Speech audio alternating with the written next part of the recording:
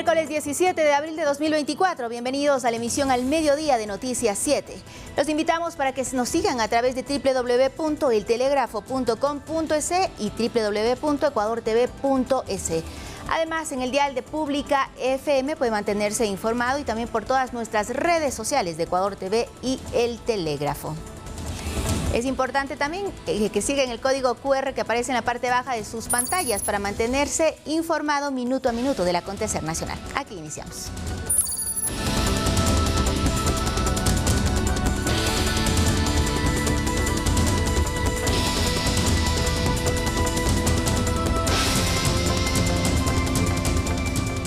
Y Ecuador presenta una situación crítica en sus hidroeléctricas por falta de lluvias. Esto influenciado por los efectos del cambio climático, detalla el secretario de Gestión de Riesgos, Jorge Carrillo. Desde el INAMI se prevé una nueva jornada de lluvias hasta el 21 de abril.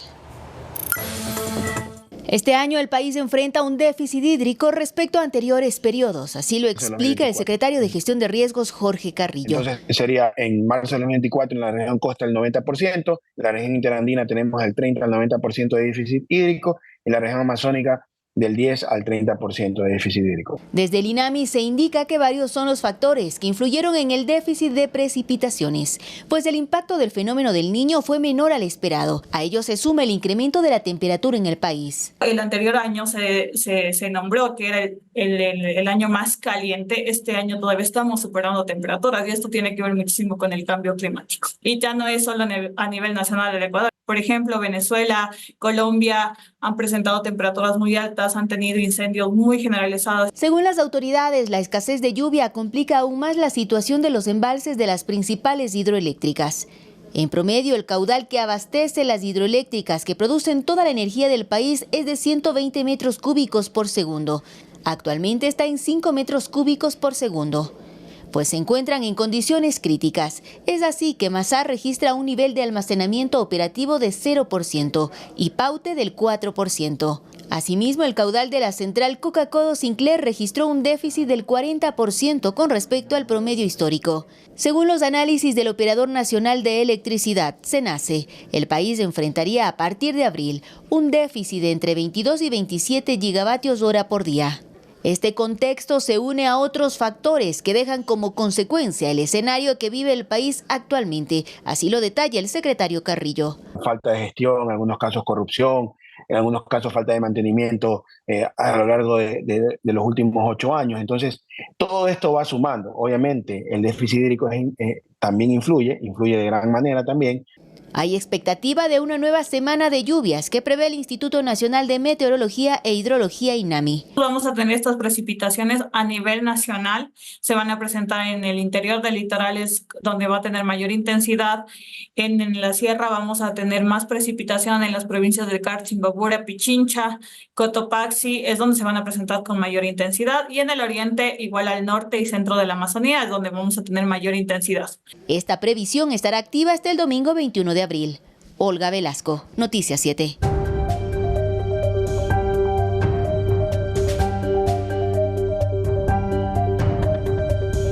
Y atención, pues se suspenden las jornadas laborales para los días jueves 18 y viernes 19 de abril.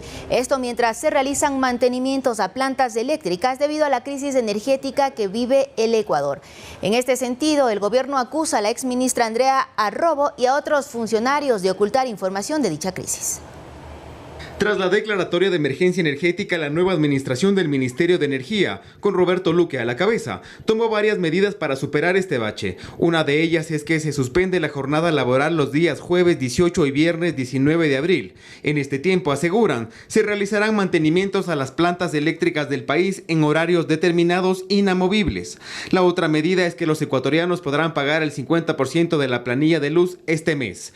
Estas acciones se toman tras realizar una investigación para saber lo que ocurre en dicha cartera de Estado. A través de un comunicado se aseguró que la exministra Andrea Arrobo y otros altos funcionarios habrían ocultado información intencionalmente sobre el funcionamiento del Sistema Nacional Energético. La misiva señala que se suprimieron y deshicieron advertencias al Comité de Crisis Energética con el propósito de que la situación no sea conocida para la toma de decisiones oportunas. Señalan que los cortes de energía entonces no solo respondieron a circunstancias ambientales, sino a actos de corrupción y negligencia.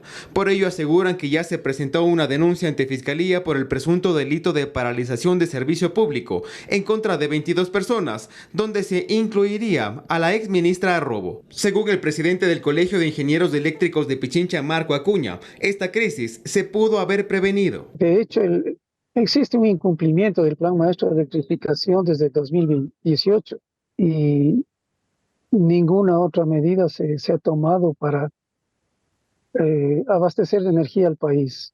Y plantea posibles soluciones. Dar, digamos, en primera instancia, reparar y mantener todo el parque térmico y hidráulico y de todas las fuentes de energía que el país cuenta, que desarrolló y que sucesivamente se le ha ido abandonando y sin darle los recursos para que pueda hacerse los mantenimientos adecuados y peor aún para incorporar nueva generación. En todo caso, el nuevo ministro de Energía, Roberto Luque, señaló que estas medidas no serán a corto plazo y la situación energética del país tomará varios meses. Edison Saavedra, Noticias 7. Muy bien, y en el sector público se compensará en los días subsiguientes estos días que no se trabajará, mientras en el sector privado será de mutuo acuerdo entre el empleador. Y continuamos con más información. Vamos a nuestro segmento especial sobre la consulta popular, en el que seguimos conociendo el contenido de las preguntas.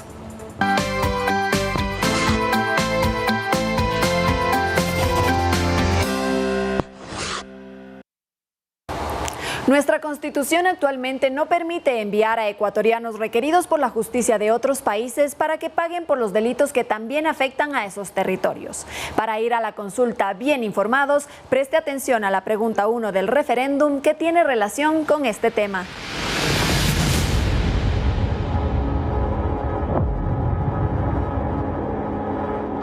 Suite privada.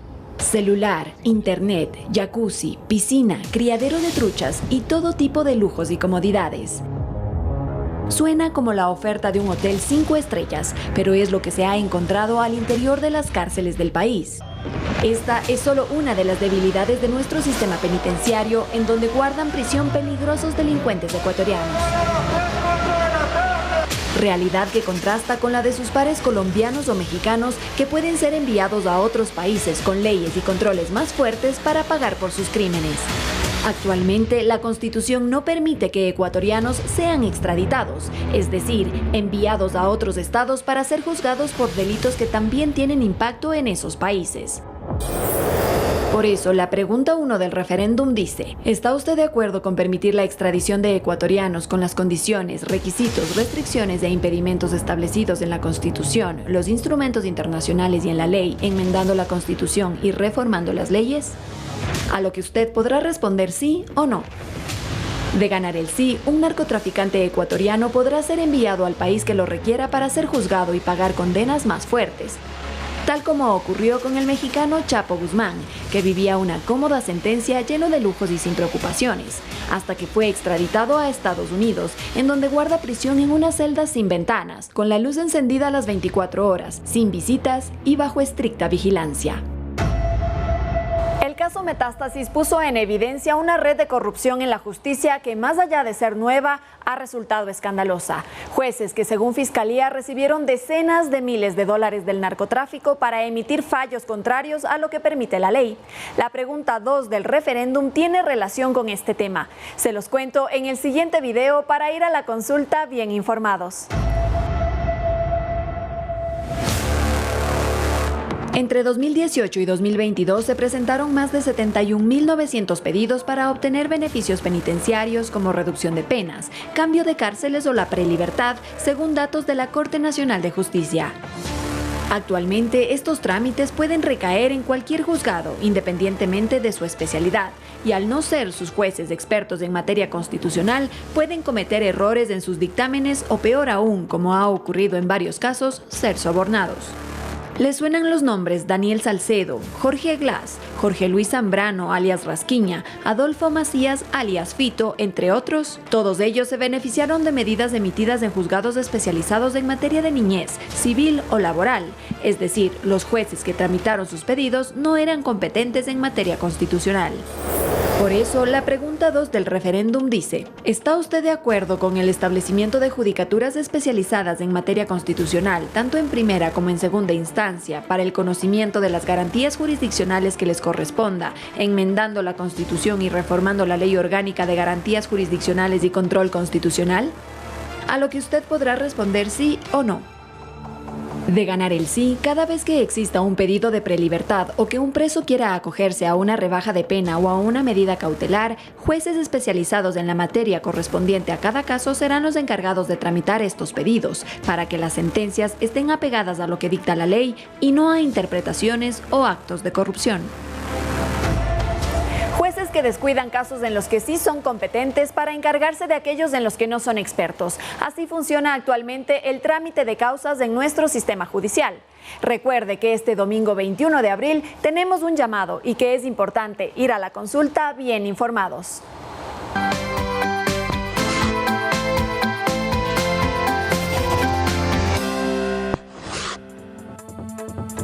Bien, retomamos el tema energético, pues le contamos que el presidente de la primera función del Estado, Henry Kronfle, hizo un llamado a los sectores políticos para que no empañen los objetivos que buscan la consulta popular y referéndum de este domingo con la coyuntura generada por la crisis energética.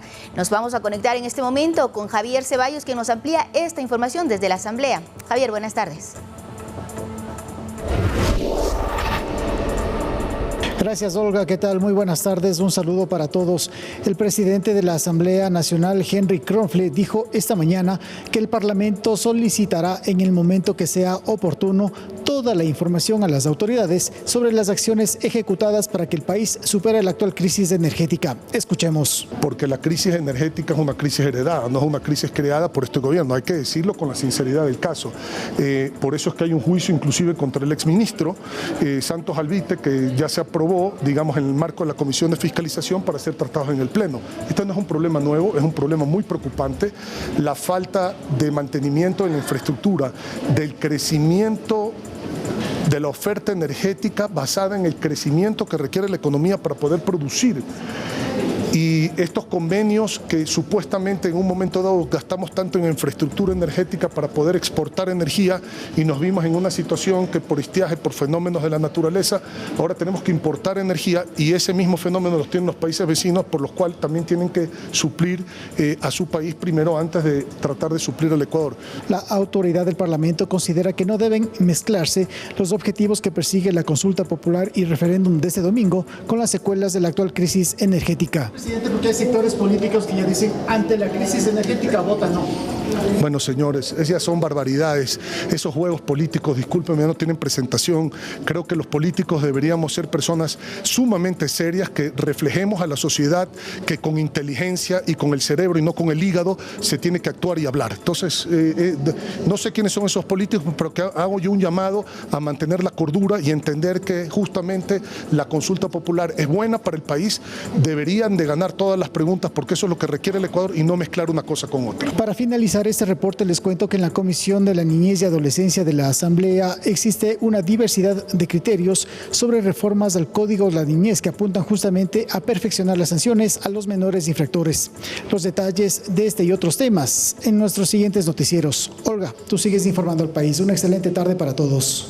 Gracias, Javi. Muy buenas tardes. Y bien, también les queremos comentar que el Ministerio de Energía ratificó que se mantienen los racionamientos de energía. Para consultar más sobre ello, le contamos en la siguiente nota.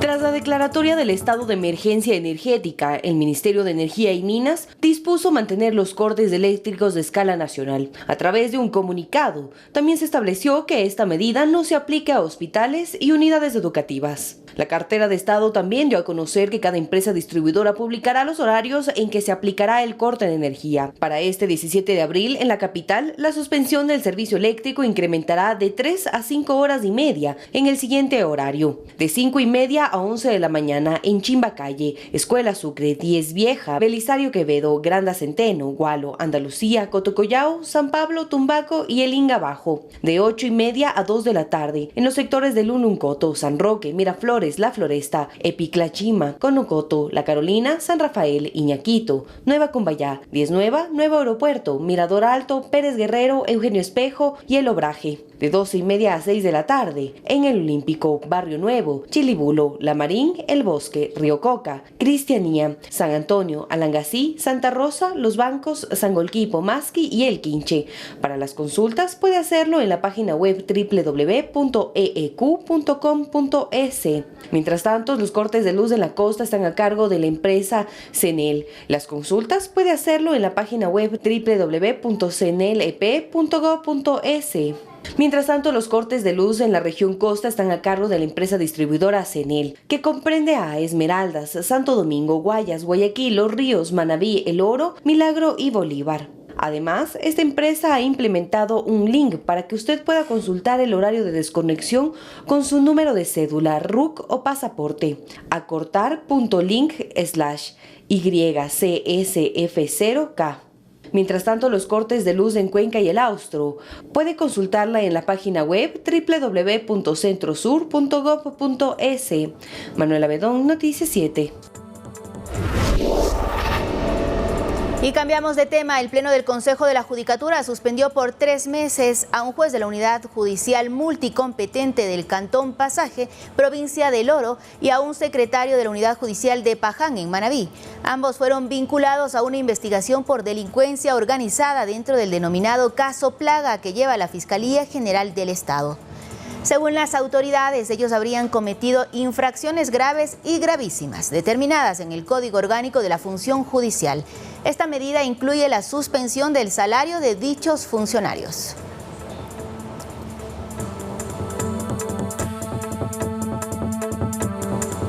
Y el presidente de la Corte Provincial de Guayas dictó prisión preventiva para el exalcalde de Durán, Dalton N. La decisión judicial se da por un proceso penal que el ex burgomaestre mantiene por el presunto cometimiento del delito de peculado. Según la Fiscalía, Dalton N. es acusado por irregularidades en los contratos relacionados con el sistema de conducción de agua potable de El Chobo. Tras acoger los elementos de convicción presentados por el Ministerio Público, el juez pidió a la Policía Nacional que localice al exfuncionario y lo capture de forma inmediata.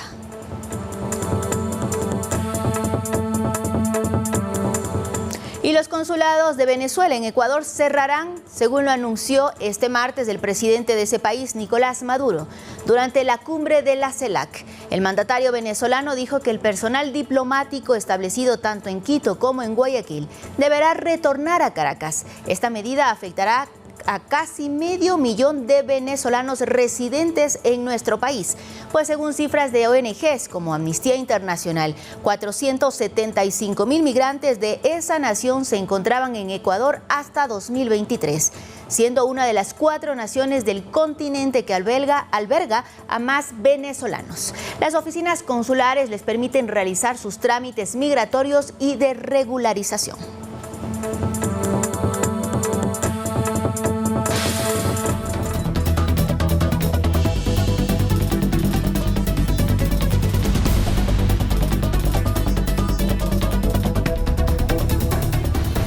12:51 y vamos a noticias internacionales. En Indonesia, las autoridades evacuaron a cerca de 800 personas que viven en la isla de la región central de Celebes. Esto porque durante la noche y madrugada de este miércoles, el volcán Ruang, de 725 metros de altura, expulsó grandes columnas de humo y ceniza. Hasta el momento no se registran daños en las viviendas ni carreteras. Indonesia alberga a más de 400 volcanes, de los cuales 120 todavía están activos y 65 están calificados como peligrosos. Y este miércoles, 23 migrantes de Guatemala y México fueron rescatados de la parte trasera de un tractocamión en Texas. Las autoridades de ese estado se encuentran en la búsqueda del chofer del vehículo. Los detalles a continuación. Este es el momento exacto cuando la policía empieza a perseguir a un tractocamión blanco que no se detuvo para una inspección de protocolo en la carretera de Texas, en Estados Unidos. Una cámara de seguridad captó el momento cuando el chofer abandona el vehículo y empieza a correr para evitar ser alcanzado por las autoridades. Tras ser alertados de este hecho, agentes del Departamento de Seguridad Pública de la ciudad de McAllen, al sur de Texas, se presentaron en el lugar y fue ahí cuando se percataron de la existencia de personas abajo del remolque de la plataforma que llevaba el vehículo pesado.